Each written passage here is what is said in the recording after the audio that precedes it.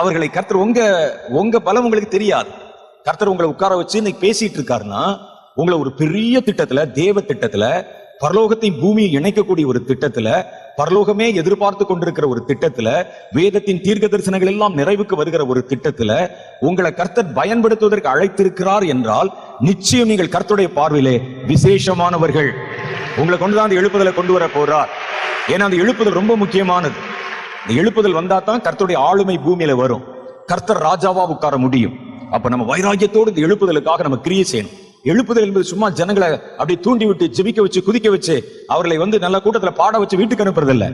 அவன் சாத்தானுடைய ஒவ்வொரு தந்திரத்துக்கும் பதில் சொல்லணும். சாத்தானுடைய ஒவ்வொரு திட்டத்தையும் எதிர்த்து நிற்கணும். கர்த்தருடைய வருகை வரைக்கும் அந்த விசுவாசத்தை காத்துக்கொண்டு நிற்கணும். கர்த்தர் வரும்பொழுது அவரை ராஜாவா ஏற்றுக்கொள்ள ஒரு கூட்டம் வரணும். அப்படிப்பட்ட கூட்டத்தை பிறப்பிக்கிற எழுப்புதல் தான் இந்த எழுப்புதல். அந்த எழுப்புதலை தான் கர்த்தர் உங்களை பயன்படுத்த விரும்புகிறார்.